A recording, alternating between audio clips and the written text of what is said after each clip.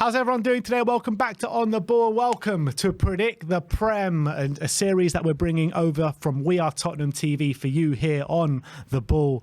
And the way it works is me and Sim go head-to-head in predicting Premier League outcomes each and every Premier League weekend, or midweek as well. And we have had this running for 2 years on We Are Tottenham TV. Sim did win the first year. I won the second year. So let's see how it goes this year. So the way it works is we predict each and every game. It's 5 points for a completely correct scoreline, 1 point for a correct result, and we've got a star man which we pick every week. And once you pick that man, you cannot pick them again for the rest of the season. And it's 5 points for a goal, and it's 2 points for an assist. So you're backing yourself for Sim? 100%. If it wasn't for bloody Lucas Moura, I would have taken the crown last season. So look, he's now left. He can't scupper my ranking this year. So let's go. I'm going to win it this year, 100%. All right, let's get into the predictions. First round of the Premier League this weekend. And first up is tonight's game, Burnley against Manchester City. And I have gone for 2-0 to Man City. I've gone for Man City to have a solid start to the season. I have heard rumours that a couple of defenders are out for Man City, so maybe I would have changed my prediction. But I do think it's going to be a fairly comprehensive victory for Man City. I don't think Burnley will let them have it their own way the whole game, but I think quality will shine through with a clean sheet. So 2-0. Yeah, I think Vincent Kompany and Burnley are going to be well up for this. Yeah. First game of the season at home to the champions. Vincent Kompany are playing his old club as well, managing his old club. So I think Burnley are going to come out the traps flying. I can see them scoring, but I think the quality is going to tell. And I think they're going to come in for a rude awakening in their first Premier League game. So I see Brighton going down fighting, but I've gone 3-1. All right, next up is Arsenal against Nottingham Forest, and we've gone for the exact same scoreline here, 4-0 to Arsenal. I don't think Arsenal could have basically asked for a better game to start the season off at home after that's a disappointing end to the season for them last year. And I envisage it to be an absolute onslaught this weekend, and I think Arsenal are going to win 4-0. Yeah, I don't think Nottingham Forest have improved their defence massively over the summer, and they had a horrendous away record as well. So I think they could take that into the first game. Arsenal had a brilliant summer, so I think they're going to be so confident coming into this game. They're going to want to lay down a marker as well and set the tone for their Premier League season. So I think a massive home win in the early kickoff against Nottingham Forest is in the offing here.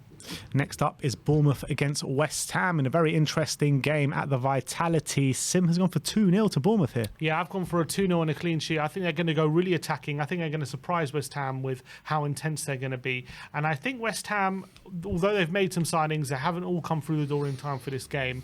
So I think they're going to struggle to really assert themselves in this game. And I think Bournemouth are going to dominate. West Ham are going to kind of rely on set pieces and try and get counter-attacks. But I actually think Bournemouth, in their kind of very narrow pitch, they're going to be really on top of West Ham. And I see them kind of bullying them a bit. And I've gone for a 2-0 win to Bournemouth. Yeah, I've gone for 2-1. I do envisage West Ham getting a goal from somewhere, maybe a set piece or even a penalty or something like that. But I think this game is going to be dominated by Bournemouth in front of their home fans. New manager, new season. The fans are going to be up for it. I think the players are going to be up for it to show the new manager what they can do. And I think West Ham under Moyes is more a bit of the same. Like you say, the new signings haven't really come through the door yet. So I think it's going to be a good start to the season for Bournemouth.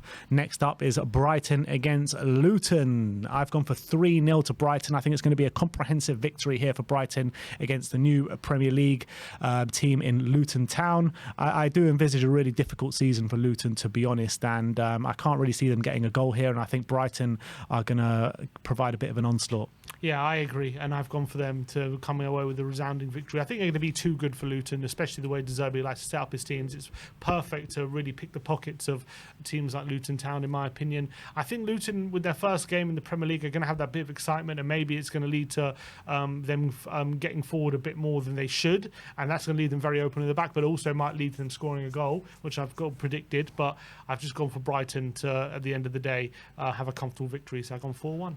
All right, let's move on to Goodison Park as Everton host Fulham in their first game of the season. Both of us gone for the exact same scoreline here in 1-0 to Everton. I got a feeling we might be saying this one a lot at home at Goodison Park with the Sean Dyche team, and all's not well at Craven Cottage at the moment. But I do have a feeling Mitrovic might play, so they might get a goal from somewhere, but I think they're going to get Dyched a bit this weekend, so 1-0 to Everton. Yeah, I think Everton, with the first home game of the season, I think the crowd are going to be kind of excited for it. it, and I think they're going to grind out this 1-0 victory. I don't think it's going to be a pretty game, but I think Everton, buoyed from the fact they got survival last season, Dyche looking to build on that. I think in their first home game of the season, they're just going to sneak this, with Fulham not having the best of summers right now. It seems a bit disjointed, and I think there's still a lot of lack of clarity with a lot of their situations. I think it's going to lead to a bit of a disjointed performance from them. So 1-0 to Everton. Next up, Sheffield United against Crystal Palace, and I've predicted for the Premier League newcomers to have a victory on the first day against Crystal Palace. And I'm looking at Crystal Palace. Zaha's gone now. Elise is injured. I just don't know where the goals are going to come from. I know they got Eberechi Eze, but he can't do it all on his own. So I'm struggling to see where goals are going to come from Crystal Palace, and I think Sheffield United might just nick this one in probably a terrible game of football. I've gone for 1-1. I think Sheffield United will be really excited to be back in the Premier League, and I think the players will be really motivated to try and get a result for the home fans in the first game of the season. So I expect them to come with a lot of energy into this game, and I do think they'll take the lead. But I think there's a big lack of quality, and I think as the game wears on, and if they haven't killed off this game, I see Palace creeping back into it, and I think like a late equaliser, probably against run of play or a bit of magic from Eze, will snatch them an equaliser. So I've gone for a 1-1 draw here. Next up, Newcastle against Aston Villa, and a really interesting game of football, this one. Two really good teams going at each other. Unai Emery and Aston Villa have reinvigorated their squad with really good signings. Newcastle, on the back of a really good season for them, getting Champions League football, have made a couple of signings, and a really impressive one in Sandro Tonali in the middle. But I see these two teams cancelling each other out, to be honest, this weekend. I know St James's Park has been really a good ground for Newcastle last season, but I think Unai Emery is going to set up to frustrate them, and I think that's what they're going to do. Yeah, exactly. I think it's going to be a very tight game. We saw as well at times last season the Newcastle were going through periods when they were drawing games a lot 1-0, 0-0, or 1-1, or winning games 1-0. So they know how to keep it tight. I don't think Unai Emery is going to do them any favours in this game. So I don't see an open game. I see a game full of quality, and I think it's two good teams coming up against each other. But I agree, I can see them cancel each other out. I think both teams have had decent summers, so I don't see either of them getting the better of the other one. So I've gone 1-1 draw.